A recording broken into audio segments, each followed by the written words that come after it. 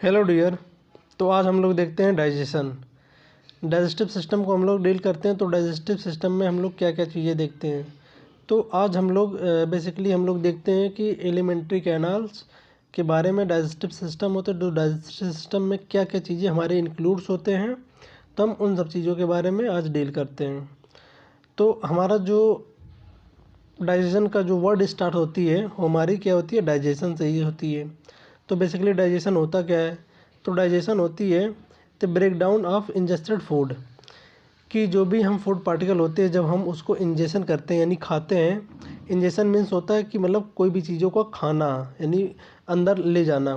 तो हम जब कोई भी पार्टिकल्स होते हैं, कोई भी फूड पार्टिकल होते हैं, जब हम उसको अपने मतलब ओरल कैविटी में इंटर कर देते हैं, तो जब उस जो हमारी फूड पार्टिकल्स होते हैं, जब फूड पार्टिकल ब्रेक डाउन होती है, उसका ब्रेक डाउन होती है, वो छोटे छोटे स्मॉल अमाउंट में मतलब वो ब्रेक डाउन होती है, टूटती है।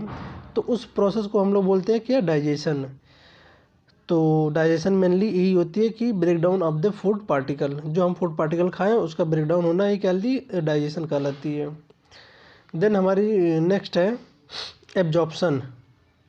एब्जॉर्प्शन मीन्स ये होती है कि the passage of nutrients into the bloods, कि हम जो भी डाइजेशन के थ्रू जो भी हम फूड पार्टिकल खाते हैं, खाने के बाद वो जब स्मॉल अमाउंट में ब्रेक डाउन हो जाती है, ब्रेक डाउन होने के बाद उसमें जो भी न्यूट्रिएंट्स होते हैं, जो भी उसमें जैसे कार्बोहाइड्रेट हो गया, प्रोटीन्स हो गया, विटामिन्स हो गया, फैट्स हो गया, जो वो न्यूट्रिएंट्स हमको उस फूड पार्टिकल से जो हमको मिला है, वो उसको हम क्या कहते हैं, ब्लड में ट्रांसफ़र करना। तो ये क्या कहलाती है, हमारी डाइजेशन कहलाती है, एब्जॉर्प्शन सॉरी। तो हमारी वो प्रोसेस क्या कहलाती है, एब्जॉर्प्शन। एब्जॉर्प्शन मतलब क्या होती है, अवशोषण करना। यानी जो फूड पार्टिकल हम लोग इंजेक्शन किए खाएं, उसका ब्रेकडाउन हुआ, ब्रेकडाउन होने के बाद जो हमारे न्यूट्रिएंट मिले वो हमारे ब्लड में आ जाना, तो वो क्या कहलाती है, हमारी एब्जॉर्प्शन कहलाती है। देन उसके बाद आती है हमारी क्या, मेटाबॉलिज्म। एक्चुअली जो मेटाबॉलिज्म शब्द होती है, ये दो वर्ड से मिलके बनी होती है, ये दो चीज़ों से मिलकर बनी होती है। एक होती है हमारी कैटाबॉलिज्म और दूसरा हमारी क्या होती है, एनाबॉलिज्म। जो हमारी कैटाबॉलिज्म होती है, ये बेसिकली होती क्या है कैटाबॉलिज्म, कि सपोज एक ऐसे एक बड़ा मालिक्यूल्स है, एक बड़ा कोई फूड पार्टिकल मालिक्यूल्स है, कोई भी चीज़ें होती है, इसको हम क्या करते हैं, हम दो छोटे छोटे मालिक्यूल्स में तोड़ देते हैं, दो में, तीन में, चार में, छोटे छोटे मालिक्यूल्स में तोड़ देते हैं। तो इस प्रोसेस को बोलते हैं हम कैटाबॉलिज्म। एंड एक क्या होती है कि एनाबॉलिज्म जो होती है हमारी, एक छोटे छोटे ऐसे बहुत सारे पार्टिकल्स हैं, इन छोटे छोटे पार्टिकल जब एक में मिल जाते हैं तो ये हमारा एक बड़ा पार्टिकल बन जाती है, तो इसको बोलते हैं हम एनाबॉलिज्म। तो सब मतलब एनाबॉलिज्म कैटाबॉलिज्म हो गया। तो जो कैटाबॉलिज्म होते हैं और एनाबॉलिज्म, इन दोनों को जब मिक्स कर देते हैं, जोड़ देते हैं, तो हमारी वो हो जाती है मेटाबॉलिज्म। तो बेसिकली मेटाबॉलिज्म से होती क्या है, मेटाबॉलिज्म क्या करती है, हमारे बॉडी में एनर्जी को मतलब प्रोडक्शन करती है।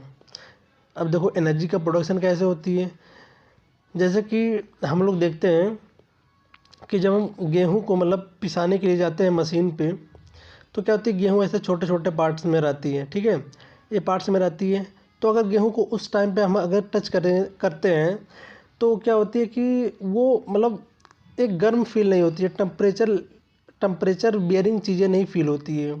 फिर जब कुछ देर बाद जब वो जो मशीन से हम उसको पीस लेते हैं, एकदम मतलब ये मैदे टाइप के बन जाती है, आटा बन जाती है हमारी। तो फिर जब हम उसको हम टच करते हैं तो देखते हैं कि वो गर्म फील होती है। तो गर्म क्यों होती है, क्योंकि जब कोई चीज़ों का ब्रेक डाउन होती है, इसमें एक मालिक्यूल्स है, इसमें जब इसका ब्रेक डाउन होती है तो कुछ एनर्जी होती है जो रिलीज होती है। तो जो एनर्जी रिलीज होती है तो वो हमको एटीपी का फॉर्म में मतलब मिल जाती है। इसलिए जो हम गेहूं को मतलब फिर टच करते हैं, गेहूं यानी आटा को जब हम फिर से हम टच करते हैं, तो वो हमको क्या, गर्म फील दिखाई देती है, गर्म फील होती है। तो वैसे एनाबॉलिज्म में होती है, दो मालिक्यूल जब एक दूसरे में टच होते हैं तो एनर्जी का प्रोडक्शन होती है, एनर्जी मिलती है उससे। तो बेसिकली इसमें दो तीन तीन चीज़ें इसमें हम बेसिकली देखते हैं। बेसिकली और चीज़ें होती है, इसके बाद मेटाबॉलिज्म होती है, मेटाबॉलिज्म के बाद एसिमिलेशन होता है, एसिमिलेशन के बाद फिर हमारा एक्सक्रीशन होती है।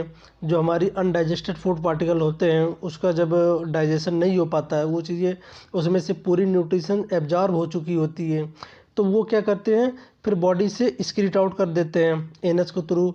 एक्सक्रीट आउट हो जाती है, तो हमारी वो एक्सक्रीशन में आ जाती है। तो बेसिकली और हम देखते हैं कि डाइजेस्टिव ऑर्गन्स कौन कौन से हैं। जो हमारी डाइजेस्टिव सिस्टम्स होती हैं वो बेसिकली किन किन चीज़ों से मिलकर बनी होती है। तो हम जो फूड पार्टिकल इंजेशन करते हैं यानी खाते हैं, तो कैसे वो चीज़ें डाइजेस्ट हो पाती है। तो मेनली इसमें दो चीज़ें हम लोग देखते हैं, जो हमारी चीज़ें हैं मेन 2 ग्रुप्स हैं। एक होती है हमारी एलिमेंट्री कैनाल्स होती हैं और हमारी होती है कि एसेसरी डाइजेस्टिव ऑर्गन्स।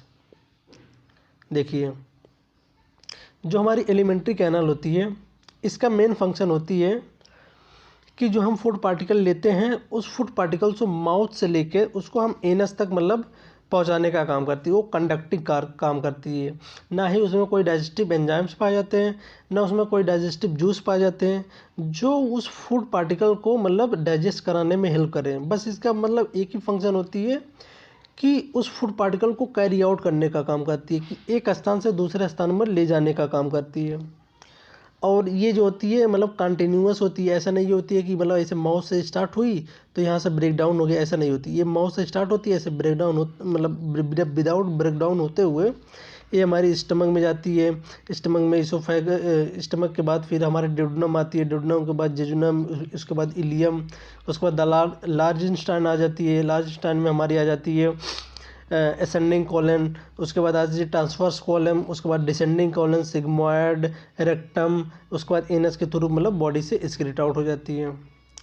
तो मेन इसका काम क्या होती है कि जो हम फूड पार्टिकल मतलब इंजेक्शन करते हैं लेते हैं तो उसको क्या करती है, एक रास्ता प्रोवाइड करती है कि आपको मतलब जो फूड पार्टिकल माउथ से लेते हैं तो उसको एक रास्ता प्रोवाइड करती है कि आपको ऐसे ऐसे ऐसे होकर आपको जाना पड़ेगा। तो बेसिकली इसका एलिमेंट्री कैनाल का मतलब यही होती है। जो एलिमेंट्री कैनाल्स होती हैं वो एक हालो होती है, मतलब एक ऐसे पाइप की तरह होती है। और बेसिकली इसमें कुछ नहीं होता है, बस एक पाइप होती है जिसे भोजन ऐसे ऐसे करके इसमें से आता है। अभी आगे हम और फर्दर इसके बारे में डिस्कशन करेंगे कि ये आता कैसे है। तो इसमें एक प्रोसेस होती है, जैसे पेरिस्टाल्टिस मूवमेंट होती है, कंट्रक्शन रिलैक्सेशन, कंट्रक्शन रिलैक्सेशन, इस प्रोसेस के थ्रू वो नीचे आ पाती है। और देन हमारा जो सेकंड है accessory glands. Basically accessory gland जो होती है हमारी, ये हमारी मेन काम होती है हमारी क्या, फूड को डाइजेस्ट कराने में। क्योंकि एसेसरी ग्लैंड्स में ही हमारी एंजाइम सिक्रेट होती है, हार्मोन सिक्रेट होती है और हमारे डाइजेस्टिव जूस सिक्रेट होती है, जिसके थ्रू हम डाइजेशन को मतलब प्रॉपर कर पाते हैं। विदाउट इसके हेल्प से हम डाइजेशन नहीं कर पाएंगे। तो बेसिकली एसेसरी जो हमारे डाइजेस्टिव ऑर्गन्स होते हैं, हम इसको अभी फर्दर हम लोग इसके बारे में देखेंगे कि हमारे माउथ में कैसे इसका डाइजेशन होता है, हमारे स्टमक में कैसे होता है, हमारे लार्ज इंटेस्टाइन में कैसे होता है। बेसिकली लार्ज इंटेस्टाइन में तो कोई डाइजेशन होता ही नहीं है, तो हमारे स्मॉल इंटेस्टाइन में डाइजेशन होती है। तो उन सब चीज़ों के बारे में हम अभी देखते हैं नेक्स्ट।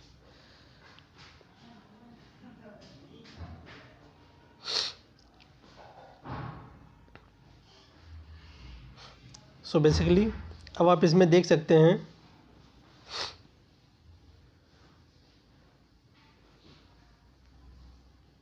इसको थोड़ा जूम आउट कर देते हैं। यस, तो ये हमारी क्या होती है, ओरल कैविटी होती है जिसके द्वारा हम माउथ कोई भी फूड पार्टिकल को इंजेक्शन करते हैं यानी अंदर लेते हैं। तो ये हमारी मतलब एलिमेंट्री कैनाल्स होते हैं। तो एलिमेंट्री कैनाल्स को अभी हम बाद में देखेंगे। हम जो हमारी एसेसरी ग्लैंड्स होते हैं उसको थोड़ा देख लेते हैं जो हमारे माउथ एरिया में पाए जाते हैं। तो क्या होती है कि जब तो बेसिकली होती क्या है,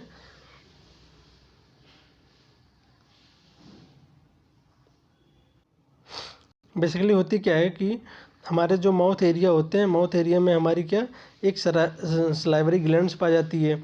जो ये सलाइवरी ग्लैंड्स होते हैं इसका मेन फंक्शन क्या होते हैं, तो हम इसके बारे में हम देखते हैं। जो हमारी ये सलाइवरी ग्लैंड्स होते हैं, सलाइवरी ग्लैंड्स में हमारे 3 ग्लैंड्स पाए जाते हैं जिसको बोलते हैं parotid glands, sublingual glands and submandibular glands.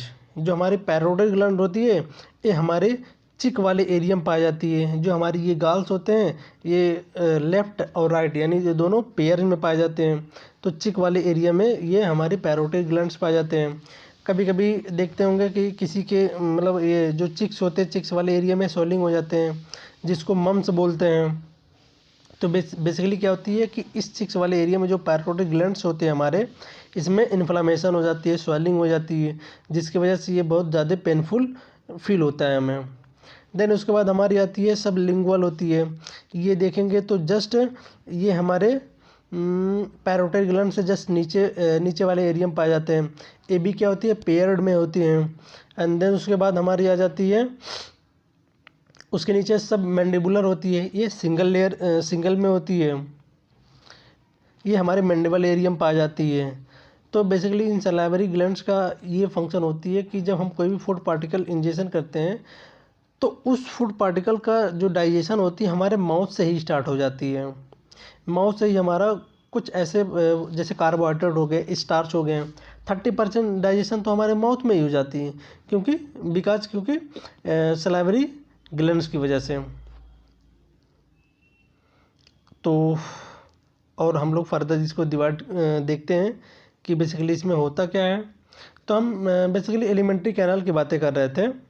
तो हमारी एलिमेंट्री कैनाल इसे माउथ एरिया से शुरू होकर, ऐसे माउथ एरिया से शुरू होकर इस टाइप से तो हमारी ये ईसोफेगस आ जाती है। ईसोफेगस से और नीचे आएंगे तो हमारी ये स्टमक आ जाती है। जो स्टमक जो होती है हमारी जे शेप्ड होती है, बैग लाइक स्ट्रक्चर होती है। उसके बाद नीचे हम ऐसे करते करते आएंगे तो हमारी ये आ जाएगी डेडुनम आ जाती है, ये वाली पोर्शन डेडुनम हो जाती है। देन उसके बाद यहाँ पे आएंगे तो हमारी ये जेजुनम हो जाती है। जेजुनम के बाद हमारी ये सब इलियम हो जाती है। इलियम के बाद फिर यहाँ पे हमारी सीकम आ जाती है। सीकम के जस्ट नीचे हम देखेंगे तो यहाँ पे हमारी अपेंडिक्स आ जाती है, जो कि वेस्टिजियल ऑर्गन होती है बॉडी में। इसका कोई मतलब अभी तक कोई स्पेसिफिक फंक्शन नहीं पता चल पाया कि ये हमारे बॉडी में है तो क्यों है। अभी इसको हम लोग वेस्टिजियल ऑर्गन में ही काउंट करते हैं, क्योंकि इसका हमको कोई फंक्शन ही नहीं पता है। तो देन उसके बाद हमारी लार्ज इंटेस्टाइन स्टार्ट हो जाती है। तो ये हमारी असेंडिंग कॉलन हो जाती है, ये ट्रांसवर्स कॉलन हो जाती है, ये डिसेंडिंग कॉलन हो जाती है, ये सिग्मोइड कॉलन हो जाती है। देन उसके बाद रेक्टम आ जाती है, उसके बाद एनस आ जाती है। एनस के थ्रू फूड पार्टिकल मतलब जो अनडाइजेस्टेड पार्टिकल्स होते हैं वो शरीर से एक्सक्रीट आउट हो जाते हैं। बेसिकली एक रफली आइडिया हम ये देख सकते हैं कि हमारी ये स्टमक होती है, उसके बाद स्टमक के जस्ट नीचे हमारी एक पेनक्रियाज होती है, एक ग्लैंड्स होती है। बेसिकली अभी हम नीचे आएंगे तो हम इन सब का फंक्शन भी बताएंगे और डाइजेशन में किस टाइप से हेल्प करते हैं वो सब के बारे में भी हम देखेंगे। तो देखते हैं, तो हम लोग देखते हैं कि organs of the alimentary canal, जो एलिमेंट्री कैनाल्स हमारी होती है उसमें कौन कौन से आर्गन्स पाए जाते हैं। तो हमारी जो फर्स्ट होती है वो माउथ होती है, एलिमेंट्री कैनाल, एक पाइप इसको जो बोलते हैं हम एलिमेंट्री कैनाल को। देन उसके बाद हमारी फेरिंग्स आ जाती है। देन उसके बाद हमारी ईसोफेगस आ जाती है। देन हमारी क्या आ जाती है, स्टमक आ जाती है। एंड देन उसके बाद हमारी क्या आ जाती है, स्मॉल इंटेस्टाइन, उसके बाद लार्ज इंटेस्टाइन, एंड देन उसके बाद हमारी क्या आ जाती है, एनस। तो बेसिकली इतने सारे पार्ट्स होते हैं जो हमारे एलिमेंट्री कैनाल को बनाते हैं। एलिमेंट्री कैनाल में बेसिकली हम इन सब पार्ट के बारे में अभी हम देखते हैं। तो हमारी एक बार हम इसे रफली रिवाइज कर लेते हैं कि हमारे कौन कौन सा पार्ट हो जाते हैं। तो हमारी क्या हो जाती है, माउथ आ जाती है, जिसको मतलब ओरल कैविटी भी बोलते हैं। माउथ के बाद हमारी क्या होती है, फेरिंग्स आ जाती है। देन फेरिंग्स के बाद हम लोग फेरिंग्स आ जाती है। देन फेरिंग्स के बाद हम ईसोफेगस बोल देते हैं कि ईसोफेगस ये वाली एरिया हमारी आ जाती है, ईसोफेगस हो जाती है। ईसोफेगस के बाद हमारी स्टमक आ जाती है। देन स्टमक के बाद हमारी स्मॉल इंटेस्टाइन आ जाती है। फिर स्मॉल इंटेस्टाइन के बाद लार्ज इंटेस्टाइन आ जाती है। लार्ज इंटेस्टाइन के बाद हमारी एनस आ जाती है। एनस के बाद मतलब कोई भी डक्ट्स है ही नहीं। तो बेसिकली हम लोग पहुंच गए क्या, माउथ कैविटी, या इसको हम लोग ओरल कैविटी भी बोलते हैं। तो हम अपने अब माउथ के एरिया में देखते हैं कि क्या कौन कौन से ऑर्गन प्रेजेंट होते हैं और इनका क्या क्या मतलब फंक्शंस होते हैं। तो बेसिकली हमारे क्या होती है, एक लिप्स पाए जाते हैं, लिप्स जिसको हम लोग लेबिया भी बोलते हैं। ये वाली हमारी लिप्स पाई जाती है जिसको हम लेबिया बोलते हैं। इसका बेसिकली कि काम क्या होता है कि ये प्रोटेक्ट करती है एंटीरियर ओपनिंग की। जैसे हम बॉडी किसी के फेस के सामने जब हम खड़े होते हैं तो हमारे जो फ्रंट व्यू में जो चीज़ें दिखती है उसको हम इंटीरियर बोलते हैं। तो इंटीरियर व्यू मतलब ये होती है कि जो हमारी माउथ की ओपनिंग होती है इसको प्रोटेक्ट करने का काम करती है हमारी क्या, ये लिप्स करती है। ये जो हमारे दो लिप्स हैं, अपर एंड लोअर लिप्स, ये दोनों प्रोटेक्ट करने का काम करती है। देन उसके बाद हम देखेंगे तो हमारे चिक्स पाए जाते हैं। द फॉर्म करता है द लेटरल वॉल्स। जो हमारे चिक्स होते हैं ये वाले पोर्शन, इसको हम लोग चिक्स बोलते हैं। ये हमारी क्या होती है कि लेटरल मतलब कि बगल बगल में हमारे जो वाल मतलब अंदर की तरफ तरीके से अगर हम देखेंगे तो ये एक वाल की तरह बिहेव करती है। तो हमारे चिक्स भी पाए जाते हैं इस फेस वाले रीजन में। उसके बाद हम देखेंगे हार्ड पैलेट फॉर्म करता है एंटीरियर रूप। जब हम माउथ को ओपन करेंगे तो माउथ को ओपन करने के बाद जो हमारी ये जैसे ये माउथ ओपन है, माउथ को ओपन करेंगे तो ऊपर जब हम इसको टच करेंगे, ऊपर ऐसे देखेंगे ये वाली पोर्शन, तो एक हार्ड की तरह मतलब एकदम कठोर की तरह एक रूप की तरह बिहेव करता है कि जैसे जो हमारे टंग होते हैं, टंग को प्रोटेक्शन का काम करता है, एक हार्ड पैलेट की तरह बिहेव करता है होती है। देन उसके बाद हम और अंदर जाएंगे, फिर उसी के ऊपर ऐसे टच करेंगे तो वो देखेंगे वो क्या होती है, हमारी ये सॉफ्ट पैलेट होती है। जब फॉर्म करती है पोस्टीरियर रूप। जो हमारी हार्ड पैलेट होती है ये हमारी इंटीरियर मतलब आगे वाली पोर्शन को एक रूफ प्रोवाइड करती है। रूफ मतलब होती है छत की तरह बिहेव करती है। एंड देन उसके बाद सॉफ्ट होती है, जब उसके ऊपर जाएंगे और फिर वहाँ पर टच करेंगे तो एक सॉफ्ट टाइप की होती है, उसको हम पोस्टीरियर रूफ भी बोल देते हैं। एंड देन उसके बाद हमारी आ जाती है क्या, देन उसके बाद आ जाती है यूबुला होती है। यूबुला एक मतलब अंदर की तरह होती है, एक फ्लेसी टाइप की होती है, मसल टाइप की होती है, वो लटकी हुई पाई जाती है, प्रोजेक्शन होती है।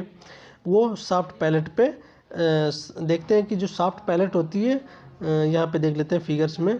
तो फिगर्स में जो हम देख लेते हैं कि ये जो हमारी वल्वा होती है, जो हमारी सॉफ्ट पैलेट पे आती होती है, यूबुला बोलते हैं बेसिकली। तो ये हमारी ऐसे लटकी हुई फॉर्म में मतलब पाई जाती है। तो बेसिकली माउथ वाले रीजन में हमारी ये स्ट्रक्चर पाए जाते हैं। एंड देन और देखेंगे इसके जस्ट आगे तो ये बेसिकली बहुत ज़्यादा इम्पॉर्टेंट चीज़ें हैं। तो हम लोग देखते हैं कि हमारे माउथ वाले रीजन में भी हमारे क्या बोलती है, एक वेस्टिब्यूल स्पेस पाए जाते हैं बिटवीन लिप्स। वेस्टिब्यूल स्पेस इसको इस नाते बोलते हैं क्योंकि बॉडी में अभी तक इसका भी कोई स्पेसिफिक फंक्शन बॉडी में नहीं पता चल पाया है, कि इस नाते इसको हम वेस्टिब्यूल स्पेस भी बोलते हैं। क्योंकि कभी आप देखते हैं कि जो तम्बाकू खाते हैं, तम्बाकू अपने इस वाले एरिया में भरते हैं, इस वाले एरिया में। तो बेसिकली इस वाले एरिया में भरने का उनका मोटिव्स क्या रहता है कि यहाँ पे जो ब्लड वेसल्स होते हैं, ब्लड कैपिलरीज होते हैं, वो बहुत अधिक मात्रा में होते हैं, क्योंकि यहाँ से वो सीधे एब्जॉर्व कर लेते हैं उसके अंदर की न्यूट्रिएंट्स जो भी चीज़ें होती हैं, वो सीधे इफेक्शन मतलब तो तुरंत वो इफ़ेक्ट करने लगती हैं। जिस पर्पज़ के लिए वो उसको खाते हैं वो चीज़ें उसका इम्पैक्ट तुरंत पड़ने लगती है, इसीलिए वो इस एरिया में डालते हैं। बट ये ह्यूमंस में ये चीज़ें फंक्शनल नहीं है, इसका कोई ऐसा फंक्शन ही नहीं है जिसको हम बोल सकते हैं कि ये इसलिए ही बनी हुई है ये पार्ट। क्योंकि इसमें एक स्पेस पाई जाती है जिसका कोई मतलब अभी तक जो भी डिस्कवरी हुई है उसके अकॉर्डिंग तो इसको हम नहीं कह सकते कि ये हमारे किसी काम के लायक है, अगर नहीं भी रहेगा तो चला जाएगा। तो इसलिए इसको बोलते हैं वेस्टिजियल स्पेस बोलते हैं। देन उसके बाद हमारी आ जाती है external and teeth and gums internally. फिर उसके बाद हमारी ये टीथ वाली एरिया आ जाती है, फिर उसके अंदर गम्स पाए जाते हैं, वो एरिया पाई जाती है। तो बेसिकली टीथ के बारे में हम लोग अभी नेक्स्ट लेक्चर में देखेंगे। तो टीथ होता क्या है, टीथ के कितने टाइप्स होते हैं, कितने टीथ होते हैं हमारे ह्यूमंस बॉडी में, एडल्ट में कितने होते हैं, चाइल्ड में कितने होते हैं, एडोलेसेंस में कितने होते हैं। तो बेसिकली उसके बारे में हम लोग देखेंगे। देन उसके बाद हमारी आ जाती है oral cavity area content by the teeth. मतलब जो हम माउथ को जब ओपन करते हैं, माउथ को ओपन करने के बाद जो चीज़ें हमको एक स्पेस खाली कैविटी दिखाई देती है वो हमारी कहलाती है ओरल कैविटी कहलाती है। बेसिकली इसी ओरल कैविटी में जो भी डाइजेशन की प्रोसेस माउथ वाले एरिया की जो भी डाइजेशन की प्रोसेस होती है सब इसी में होती है। तो एक बड़ा सा जो कैविटी पाई जाती है उसको बोलते हैं हम ओरल कैविटी पाई जाती है। देन उसके बाद हम लोग देखते हैं कि टंग, इसी हमारे ओरल कैविटी में ही पाई जाती है। टंग होती है जो अटैच होती है किससे, हार्ड बोन से एंड स्टुलाट प्रोसेस से end of the skull by the lingual frenulum. Basically हम इसके बारे में अच्छे तरीके से समझाते हैं कि जो हमारी टंग होती है ये टंग होती है एक अटैच होती है हमारी एक हार्ड बोन होती है, यहाँ पे जो यू शेप्ड की बोन होती है हार्ड होती है, और उसमें जो हमारी वर्टिब्रल कॉलम होती है वर्टिब्रल कॉलम के स्टेलॉइड प्रोसेस से द्वारा ये जुड़ी होती है। बेसिकली इसमें लिंगुअल फ्रेनुलम का मतलब यही होती है कि सपोज जैसे एक झूला होती है ना गाँव में, मतलब ऐसे देखते होंगे, तो इस टाइप की जो फ्रेनुलम होती है कि अगर वेट यहाँ पे, अगर किसी चीज़ का वेट यहाँ ज़्यादा है यहाँ पे कम है तो जाहिर सी बात है ये इधर ज़्यादा झुकेगी, ठीक है। तो हमारी जो टंग होती है ये एक फ्रेनुलम पे टिकी हुई होती है जिसका मैक्सिमम जो पार्ट होती है वो एक्सट्रीमली मतलब एक्सटर्नली बाहर की ओर रहती है, और बहुत लोअर बहुत कम सी पार्ट होती है जो यहाँ पे मतलब प्रेजेंट होती है। तो बेसिकली फ्रेनुलम का मतलब यही होती है कि लिंगुअल फ्रेनुलम इस तरह टाइप के बिहेव करती है, जो ज़्यादा मैक्सिमम पार्ट होती है यहाँ पे प्रेजेंट होती है। तो और देखते हैं हम ओरल माउथ ओरल कैविटी में। अभी हमारी माउथ कैविटी में क्या होती है, एक टॉन्सिल्स भी पाई जाती हैं, जो 2 टॉन्सिल्स पाई जाती हैं। बेसिकली हम फिगर इसमें यहाँ देख सकते हैं, एक सेकंड, ये हमारी टॉन्सिल्स पाई जाती हैं। टॉन्सिल होती है जिसको हम पैलेटाइन या इसको क्या बोलते हैं, लिंगुअल टॉन्सिल बोलते हैं। बेसिकली इसका मेन फंक्शन क्या होती है कि जब हम कोई भी चीज़ें फूड पार्टिकल जब बॉडी में मतलब जब हम भोजन करते हैं तो भोजन करने के साथ साथ उस भोजन में कुछ स्मॉल अमाउंट में या माइक्रो ऑर्गेनिज्म होते हैं जो प्रेजेंट होते हैं, तो वो हमारे बॉडी में इंटर कर जाते हैं। जब बॉडी में हमारे माइक्रो ऑर्गेनिज्म इंटर कर जाएंगे तो हमको डिजीज़ काज करेंगे, जब हमको डिजीज़ काज करेंगे तो हम बीमार पड़ जाएंगे। तो बेसिकली क्या कहती है, जो टॉन्सिल्स होते हैं ये इसमें एंटी माइक्रोबियल एजेंट पाए जाते हैं और ये प्रोटेक्शन का काम करती है। तो क्या करती है, फूड के साथ जो भी पार्टिकल यहाँ आते हैं वो उसको मतलब जो माइक्रो ऑर्गेनिज्म होते हैं उसको मतलब किल करने का काम करती है। तो मेनली टॉन्सिल का मतलब यही होती है। कभी कभी हम लोग देखते हैं कि किसी के टॉन्सिल में इन्फ्लामेशन हो जाती है, तो एक्चुअली में क्या होती है कि ना जब माइक्रो ऑर्गेनिज्म जब वो खाना खाता है तो जो खाने के साथ साथ उसके जो माइक्रो ऑर्गेनिज्म होते हैं बॉडी में इंटर कर जाते हैं, तो इंटर करने के बाद वो टॉन्सिल क्या होती है कि वो एंटीबॉडीज़ की तरह उसको मारने का काम करती है, जिससे क्या होती है उसमें इन्फ्लेमेशन हो जाती है, स्वेलिंग हो जाती है, इसलिए उसको बोलते हैं टॉन्सिलाइटिस बोलते हैं, इन्फ्लेमेशन इन टॉन्सिल्स। तो ये मेनली टॉन्सिल का होती है काम। देन उसके बाद हम लोग देखते हैं कि प्रोसेस ऑफ माउथ, कि जब हम कोई भी फूड पार्टिकल होते हैं जब उसको हम बॉडी में लेते हैं तो हमारे माउथ में उसका क्या प्रोसेस होती है। माउथ में लेने के बाद माउथ में हम लोग क्या क्या करते हैं चीज़ें। तो जो फर्स्ट स्टेप हमारी होती है कि सपोज हमने एक कोई फूड पार्टिकल हो सकती रोटी का एक टुकड़ा लिए उसको हम खा लिए, तो खाने के बाद क्या होगी, सबसे पहले उसमें होगी mastication and chewing of the food, यानी फूड का हम चबा चबा के खाते हैं।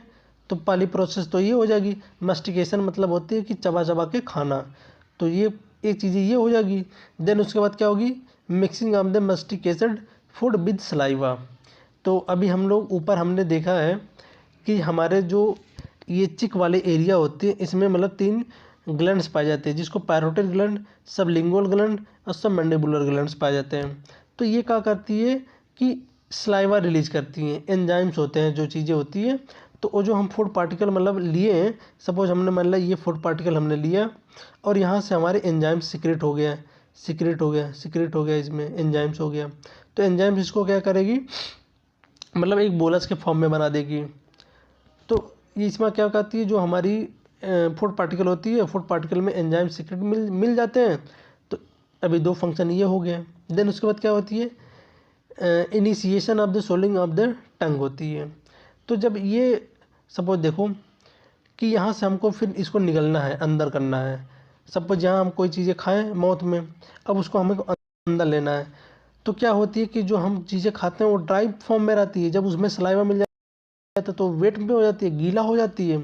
तो गीला होने के बाद वो बोलस के फॉर्म में हो जाती है, एक ऐसे गोली गोली आकार के बन जाती है। तो जिससे वो स्वेलिंग करने में बहुत आसानी होती है कि आसानी से वो नीचे अंदर सरक जाती है। तो बेसिकली वही होती है कि जब हम कोई फूड पार्टिकल लेते हैं तो उसको चिविंग करते हैं, यानी चबाते हैं। चबाने के बाद उसमें क्या होती है, सलाइवरी एमाइलेज होती है, जो सलाइवरी ग्लैंड्स होती है वो सलाइवा रिलीज करती है। वो सलाइवा जो होती है वो फूड पार्टिकल को मिक्सअप कर देता है, जिससे बोलस के फॉर्म में बन जाता है। फिर बोलस के फॉर्म में फिर हम टंग के द्वारा उसको हम अंदर कर लेते हैं।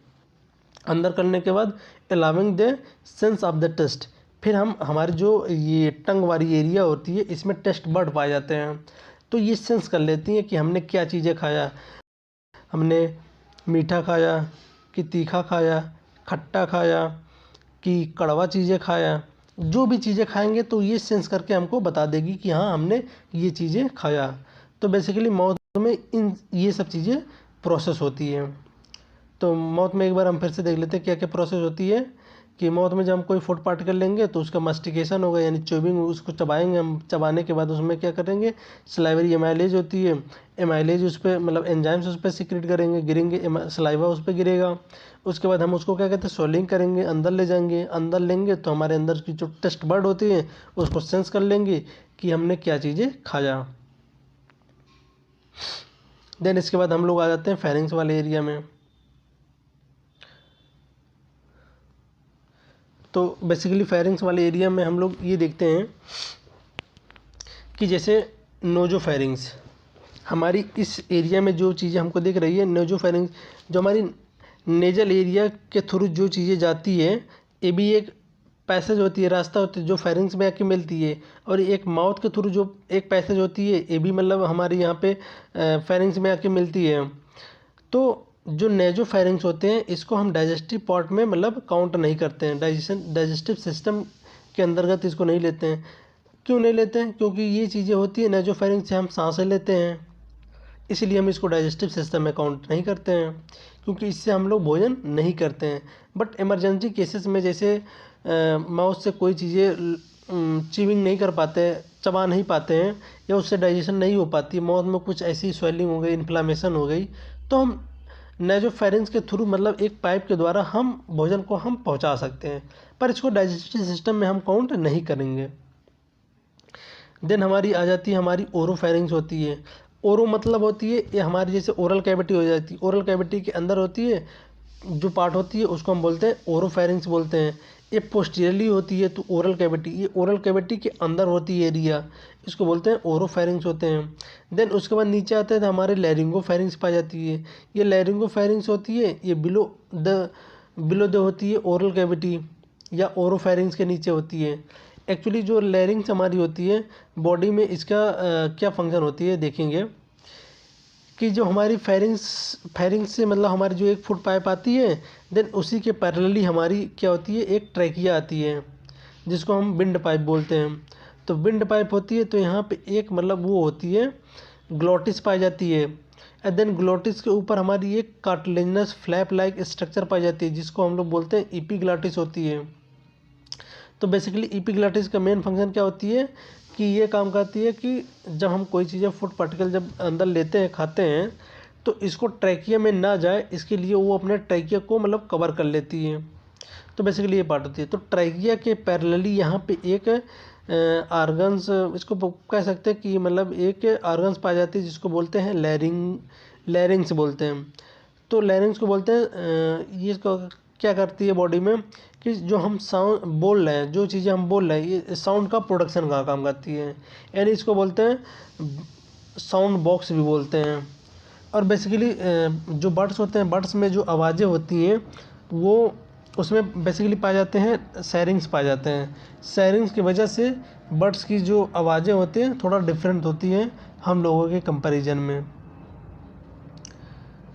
तो वो लैरिंगोफेरिंग्स के बाद oropharynx and connected to the oesophagus. तो लैरिंगोफेरिंग्स के बाद हमारी कोई भी फेरिंग्स की एरिया नहीं पाई जाती है, फिर वो सीधे जाके हमारी क्या ईसोफेगस से मिल जाती है।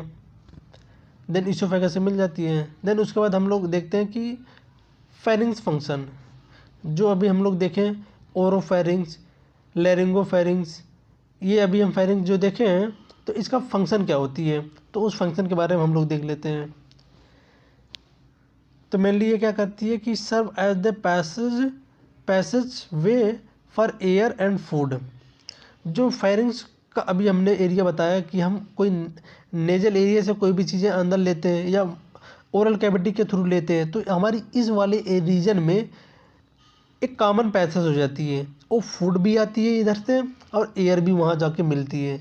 तो ये बता रहा है कि एक कॉमन पैसेज होती है फूड और एयर के लिए। देन क्या होती है कि food is propelled to the oesophagus by the muscular layer, कि जो हमारी मतलब फूड होती है वो हमारी कैसे मूव कर पाई, क्योंकि फूड को मूव कराने के लिए भी हमारी जो मसल होती है, मसल में कुछ स्पेशल होनी चाहिए जिसकी वजह से वो फूड मतलब फेरिंग से मतलब ईसोफेगस तक आई। तो बेसिकली जो ईसोफेगस होती है तो मतलब उस वो वाले फेरिंग्स वाले जो रीजन्स होते हैं उसमें क्या होती है, टू मसल पाई जाती है। जो हमारी इंटरनल जो मसल्स होती हैं उसमें मतलब वो लॉन्गिट्यूडनल मसल होते हैं, एंड जो हमारी आउटर होती है वो सर्कुलर मसल होते हैं। लॉन्गिट्यूडनल मसल ऐसे ऐसे करके होंगे और सर्कुलर मसल ये सर्कल में होंगे। तो इस टाइप से हमारे मसल्स पाए जाते हैं। देन उसके बाद हम आते हैं कि food movement is alternating contraction of the muscle layer is peristalsis. Actually क्या है कि पेरिस्टल्सिस एक ऐसी मूवमेंट होती है कि सपोज जैसे हमारी ये ईसोफेगस आ गई, तो ईसोफेगस आ गई, ये ऐसे ईसोफेगस की लेयर्स है, तो ऐसे ऐसे करके हमारी ईसोफेगस बनी हुई है।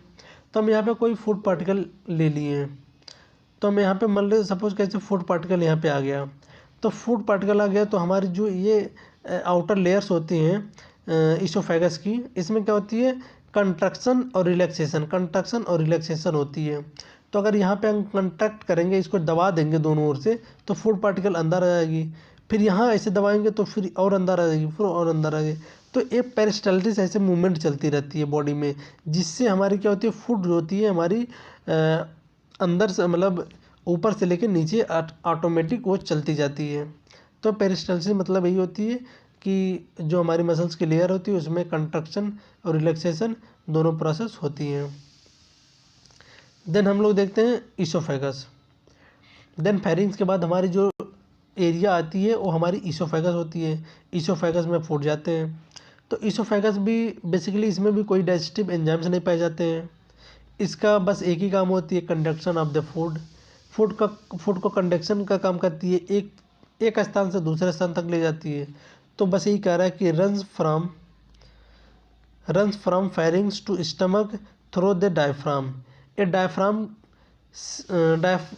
डायफ्राम से होते हुए ये फेरिंग से लेके क्या कहते हैं स्टमक तक इसको फूड को पहुंचाने का काम करती है। और क्या करती है कंडक्ट करता है food by the peristaltic semi rhythmic squeezing.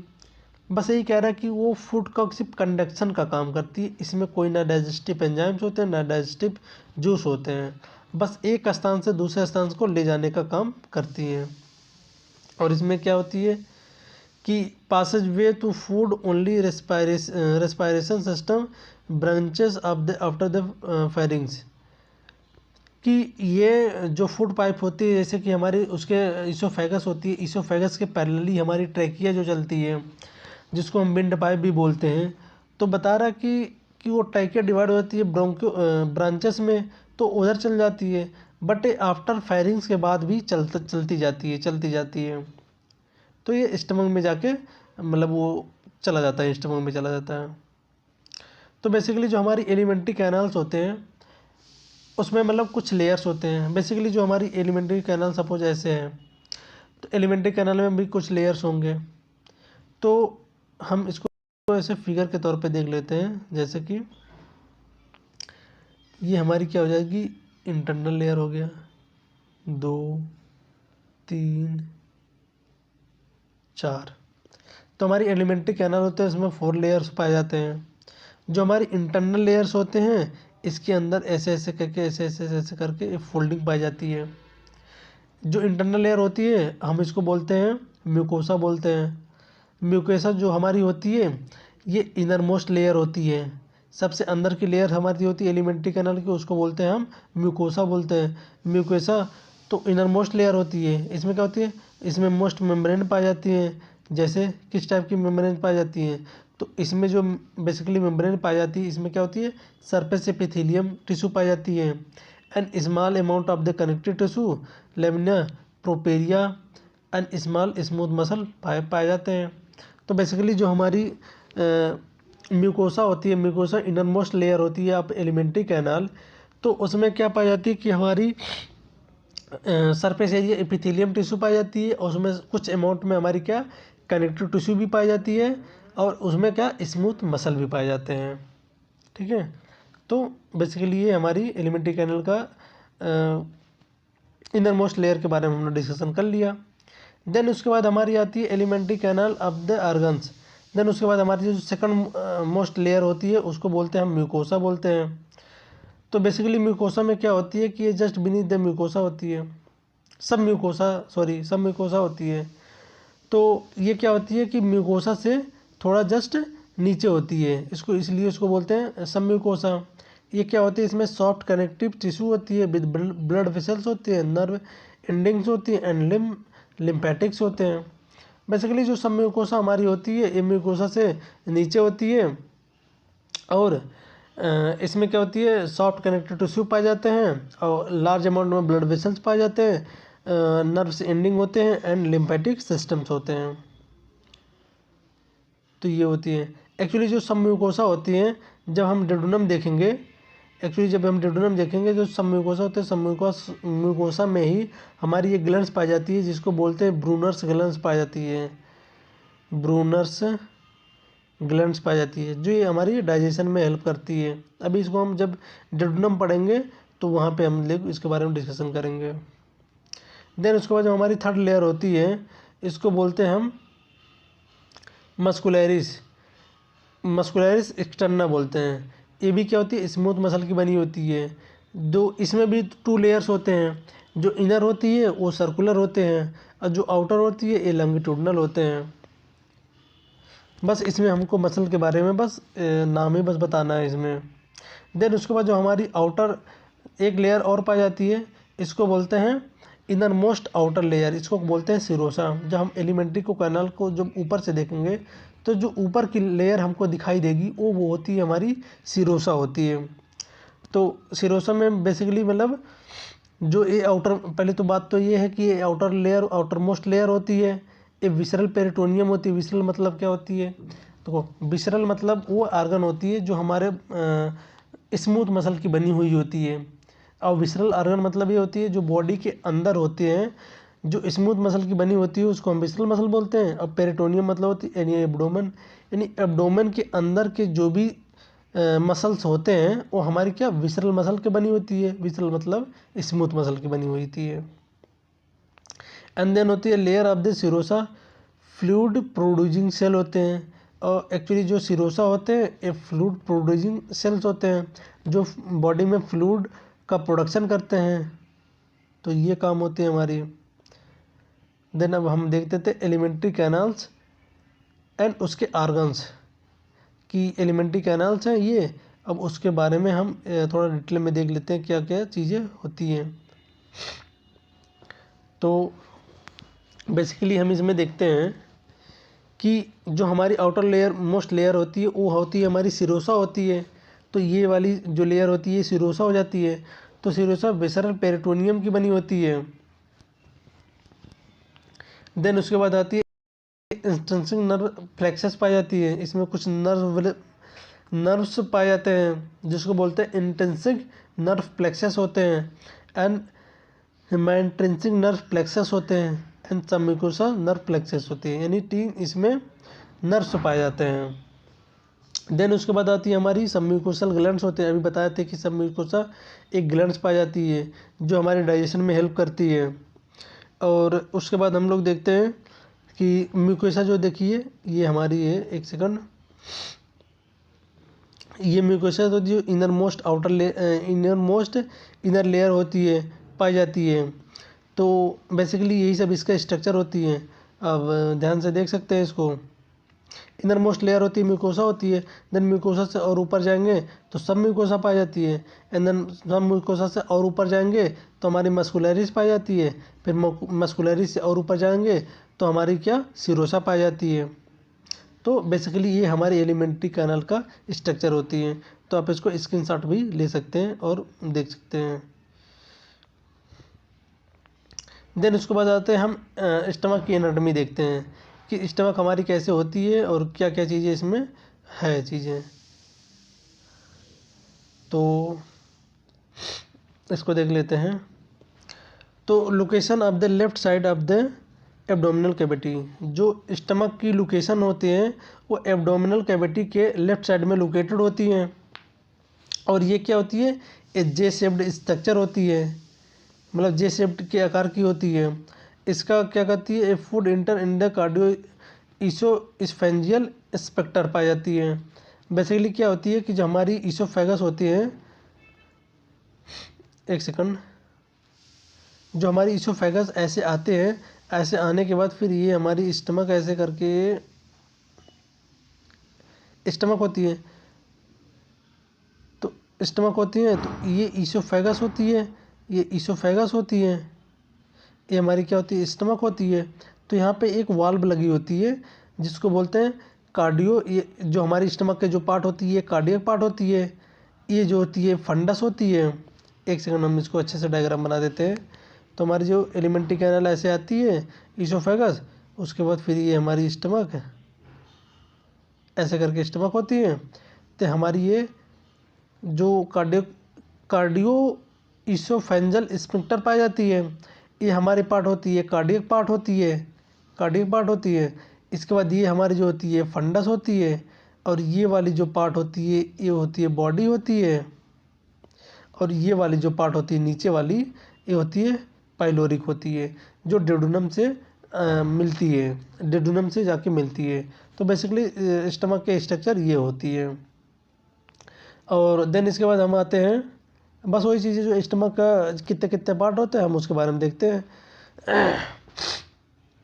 तो देखिए, जो ऊपर से ईसोफेगस हमारी जब आएगी तो उसके बाद जो हमारा फर्स्ट पार्ट जो मिलेगा उसको बोलते हैं हम कार्डियक रीजन, ये नियरर टू द हार्ट। इस नाते इसको हम कार्डियक रीजन भी बोलते हैं क्योंकि ये हार्ट के एकदम करीब में होती है।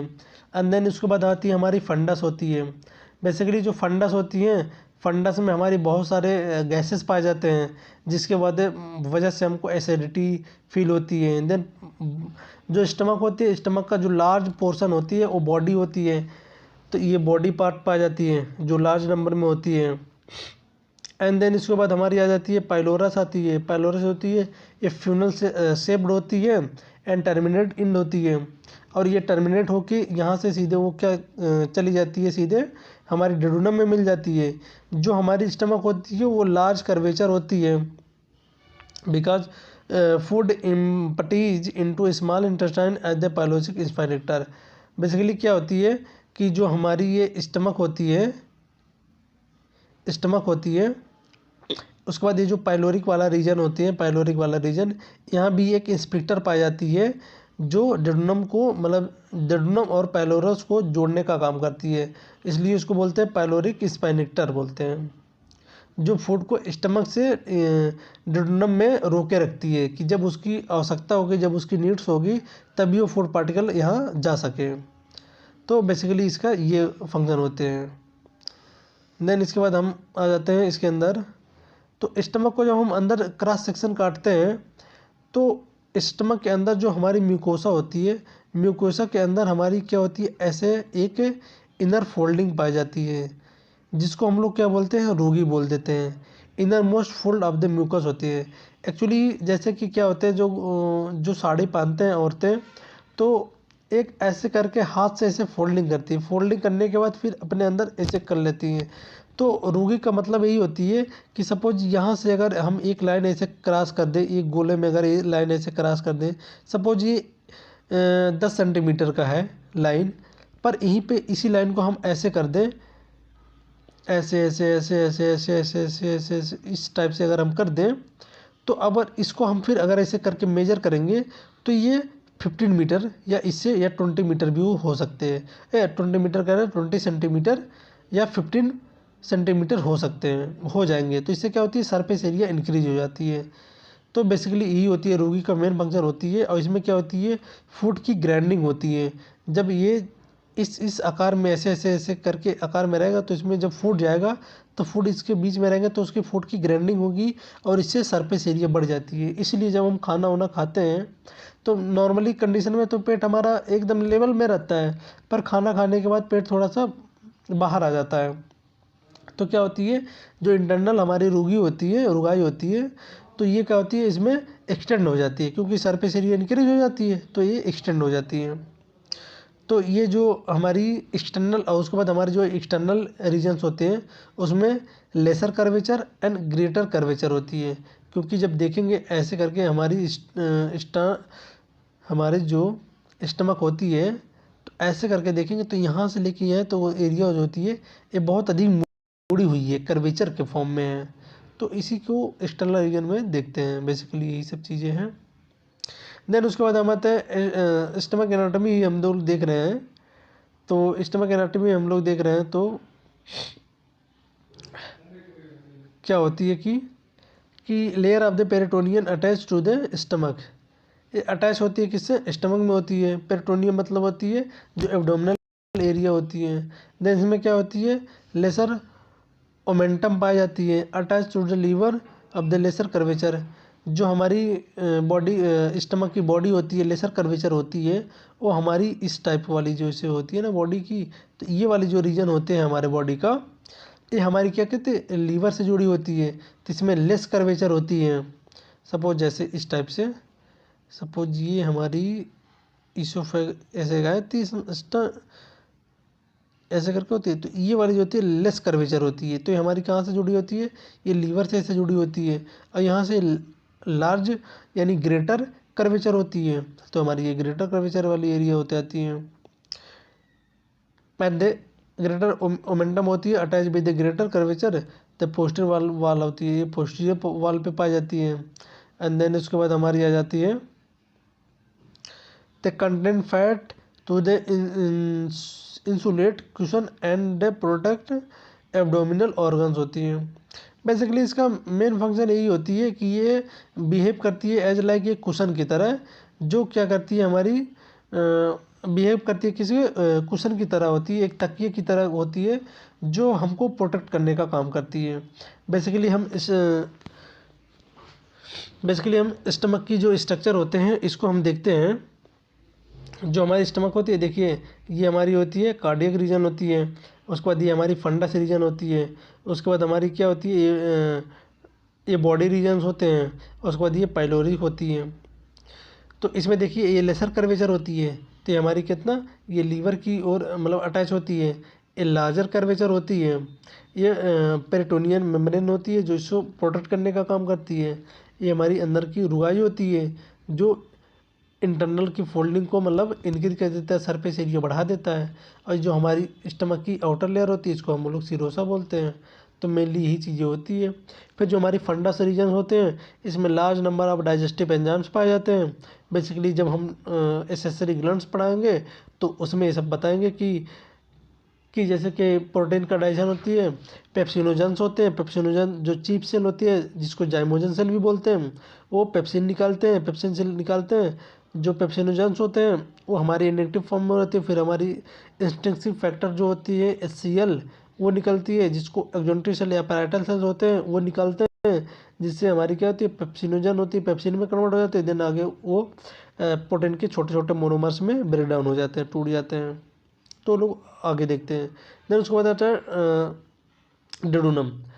अब हम लोग देखते हैं function of the stomach. Stomach का क्या फंक्शन होते हैं। तो मेनली स्टमक का जो फंक्शन होते हैं एक्ट करता है as a storage of the टंग।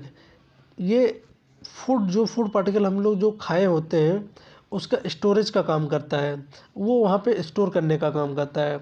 और बेसिकली जब वो स्टोर करता है तो वहाँ पे लगभग फूड जो होती है हमारी 4 to 5 आवर्स तक स्टोर होती है। पर ये भी डिपेंड करती है कि हम किस टाइप के भोजन लिए हैं। सपोज हम लोग कुछ ऐसे नॉनवेज टाइप के भोजन जब लेते हैं तो वो चीज़ें काफ़ी लेट टाइम में डाइजेस्ट हो जाती है, तो वो काफ़ी टाइम में 8 घंटे 10 घंटे भी रह सकती है स्टमक में।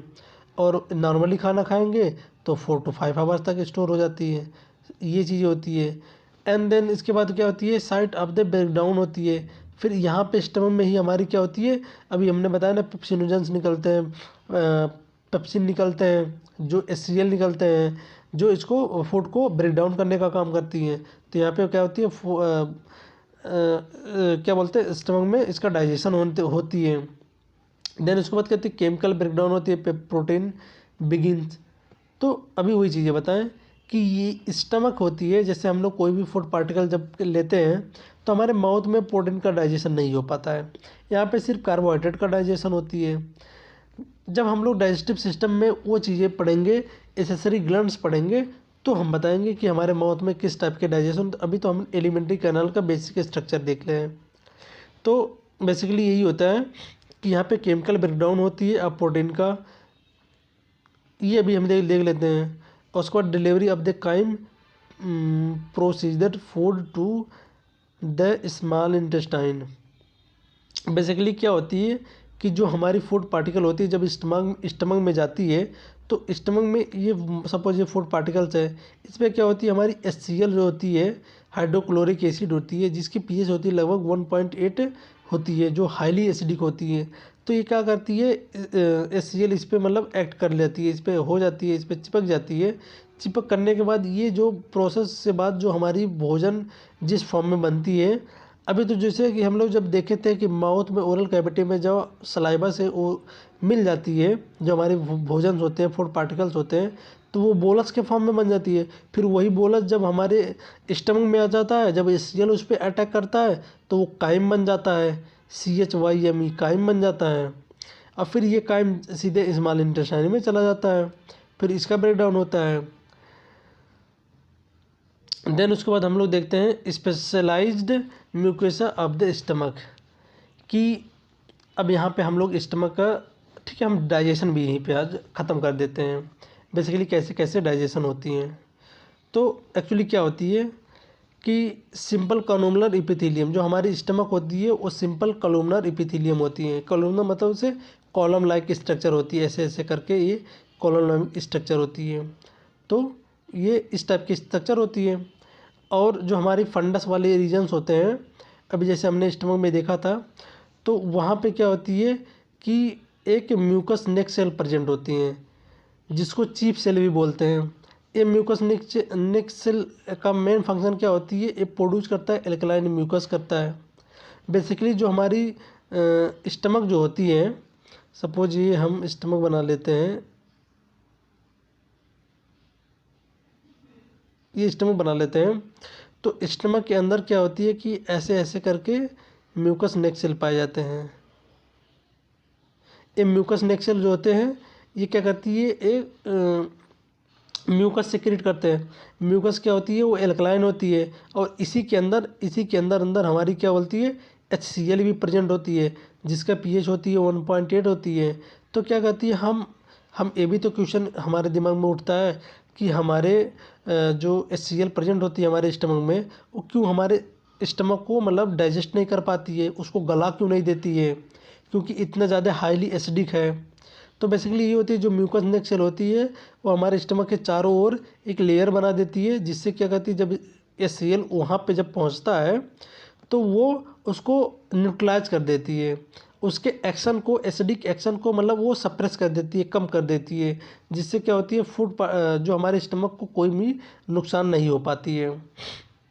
देन कभी कभी होती है पेप्टिक अल्सर, जब होती है तो कभी कभी म्यूकस नेक सेल की मतलब वहाँ पे सिक्रीशन थोड़ा कम हो जाती है, जिसकी वजह से हमको पेट में एक जलन सी फील होती है, जिसको हम लोग पेप्टिक अल्सर भी बोलते हैं। देन म्यूकस नेक सेल के बाद हमारी आ जाती है गैस्ट्रिक ग्लैंड्स पाई जाती हैं। तो वो गैस्ट्रिक ग्लैंड्स में पाई जाती है सिक्रेटिंग गैस्ट्रिक जूस पाई जाती है। देन इसमें जो हमारी गैस्ट्रिक जूस होती हैं, इसमें हम देखते हैं तो वो होती है चीफ सेल। अभी हमने बताया था, जो चीफ सेल होती हैं, ये चीफ सेल प्रोड्यूस करती हैं डाइजेस्टिव एंजाइम्स, जिसको बोलते हैं पेप्सिनोजेंस। और ये चीफ सेल, ये इसी को हम लोग क्या बोलते हैं, जाइमोजन सेल भी बोलते हैं, चाहे इसको हम चीफ सेल बोलें चाहे जाइमोजन सेल होते हैं। ये चीप सेल और जाइमोजन सेल मतलब इसका ये फंक्शन होती हैं कि ये मतलब पेप्सिनोजन का सिक्रीशन करते हैं, और जो पेप्सिनोजन्स होते हैं हमारे वो इनएक्टिव फॉर्म में पाए जाते हैं, बेसिकली इनएक्टिव फॉर्म में पाए जाते हैं, तो इसलिए तो ये प्रोटीन का डायरेक्ट डाइजेशन नहीं कर पाते हैं। तो फिर उसी के जस्ट नीचे हमारी क्या होती है, पेराइटल सेल पाई जाती है। इसी पेराइटल सेल को हम लोग ऑक्जेंटिक सेल भी बोलते हैं। ये जो क्या करती है, हमारी प्रोड्यूस करती है HCl होती है। इसमें क्या होती है, इंट्रिंसिक फैक्टर्स पाए जाते हैं जो कि विटामिन B12 के एब्जॉर्प्शन में भी हेल्प करता है। जो हमारी हाइड्रोक्लोरिक एसिड होती है, इंट्रिंसिक फैक्टर पाए जाते हैं जो विटामिन B12 जो हमारी होती है ना, विटामिन B12, इसके भी डाइजेशन में हेल्प करती है हाइड्रोक्लोरिक एसिड। तो बेसिकली इसका एक्शन हम लोग देख लेते हैं कि पेप्सिनोजन, ये सब लिख देते हैं पेप्सिनोजन, PL मतलब पेप्सिनोजन होते हैं। ये क्या करती है, इसको ये अभी इनएक्टिव फॉर्म में, ये प्रोटीन का डाइजेशन नहीं कर पाती है, तो हम इसमें क्या कर देते हैं कि HCl जो होती है इस पर एक्ट करेगा। जब HCl इस पर एक्ट करेगा तो ये बन जाएगा हमारा पेप्सिन, तो ये हमारा पेप्सिन बन जाएगा। तब ये हो गया हमारा एक्टिव फॉर्म में। अब क्या होगा फर्दर इसके बाद, तो फिर पेप्टिन जब हमारे सपोज ये हमारी प्रोटीन हो गया, ये हमारी प्रोटीन हो गया, इसको हम लिख देते हैं प्रोटीन हो गया। तो अब प्रोटीन हो गया, अब प्रोटीन को हमको इसको डाइजेशन करवाना है, तो सपोज हम प्रोटीन को कैसे ब्रेक डाउन करेंगे, अब ये पेप्सिनोजन जो हमारी एंजाइम्स होती है अब इस पर एक्ट करेगी, इस पर मिलेगी, और यहाँ पे हमारी HCl भी आ जाएगी जिसका 1.8 pH होती है। अब ये क्या करती है, दो प्रोटीन को दो भाग में ब्रेक डाउन कर देती है, प्रोटीएजेज और ऐसे लिख देते हैं प्रोटीएजेज और प्लस पेप्टोन्स। प्रोटीन को प्रोटीएजेज और पेप्टोन्स में हमारी ब्रेक डाउन कर देती है। तो बेसिकली यही होती इसका फंक्शन होती है। एंड देन उसके बाद हम लोग देखते हैं कि इंडोक्राइन सेल्स भी होती हैं जिसको प्रोड्यूस करते हैं, गैस्ट्रिन प्रोड्यूस करते हैं इंडोक्राइन सेल, जैसे कुछ हार्मोन्स होते हैं, सिक्रीशन होती हैं। बेसिकली इसमें इंडोक्राइन ग्लैंड्स सेल्स होती है वो पैनक्रियास से आ जाती है, जिसमें इंसुलिन होती है, इंसुलिन सिक्रीशन होती है, इंसुलिन होती है, ग्लूकागॉन होती है, तो ये सब चीज़ें होती हैं। देन उसके बाद देखते हैं structure of the stomach and क्या होती है, म्यूकोसा। तो बेसिकली क्या होती है, देन इसके बाद हम लोग देख देते हैं कि जो हमारी गैस्ट्रिक पिथ होती है फॉर्म बाय द फोल्ड होती है म्यूकोसा। म्यूकोसा में हमारी जो इनर फोल्डिंग होती है इसमें गैस्ट्रिक पिथ पाई जाती है, जिसमें ग्लैंड्स भी पाई जाती है, प्लस बाय द ग्लैंड्स पाई जाती है, इसको गैस्ट्रिक रीजन भी बोलते हैं। अभी हम लोग देखते हैं जो सब म्यूकोसा वाली रीजन होती हैं, सब म्यूकोसा वाली ब्रूनर्स ग्लैंड्स पाई जाती हैं। तो बेसिकली उसी के बारे में बातें हो रही है, ब्रूनर्स ग्लैंड्स के बारे में। देन उसके बाद देख देते हैं structure of the stomach and mucosa, क्योंकि हम देखते हैं कि स्टमक ये एरिया वाली होती है, इसको हम जूम आउट कर देते हैं। जूम आउट करने के बाद हम लोग देखते हैं कि एक सेकंड,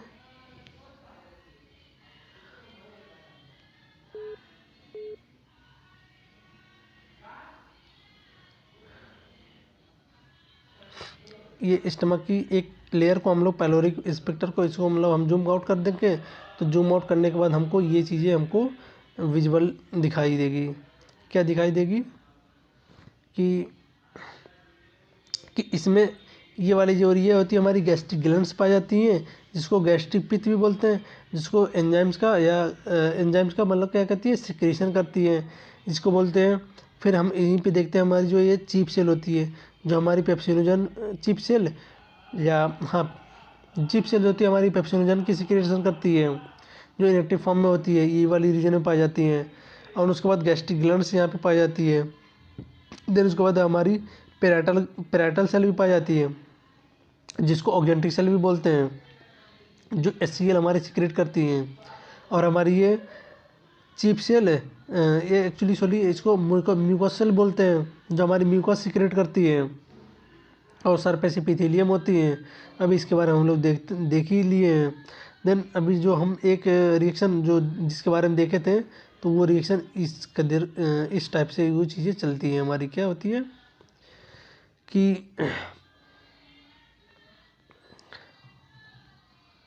हमारी पेप्सिनोजन्स होते हैं इनएक्टिव फॉर्म में होती है, फिर यहाँ से हमारी HCl इस पर एक्ट करेगी, तो हमारी वो क्या पेप्सिन बन जाती है।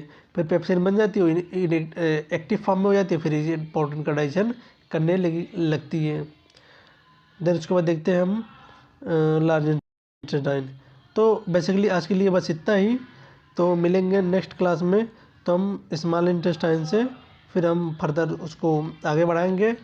एंड देन स्मॉल इंटेस्टाइन के बाद हम लोग देखते हैं कि स्मॉल इंटेस्टाइन के बाद हम लोग देखते हैं कि एसेसरी जो ग्लैंड्स पाई जाती है, जैसे सलाइवरी ग्लैंड्स पाई जाती है। अभी बेसिकली उसका फंक्शन हम लोग देखे नहीं है, तो कैसे कैसे वो एक्ट करती है उसके बारे में हम लोग देखते हैं। तो बेसिकली सलाइवरी ग्लैंड्स पाई जाती है, उसके बाद हमारी लीवर्स होते हैं, फिर पैनक्रियाज आ जाती हैं, फिर पैनक्रियाज के बाद हमारी जो ग्लैंड्स होती हैं उसके बाद, हाँ, उसमें हम यूरिनरी ब्लडर सॉरी कह रहे थे। तो उसके बाद हम लोग देखते हैं गाल ब्लडर देते हैं, ये भी हमारे ऐसे ग्लैंड में ही आ जाती है। तो बेसिकली इसके बारे में हम लोग नेक्स्ट क्लास में पढ़ते हैं। ठीक है, तो आज के लिए बस इतना ही। Next day. Thank you.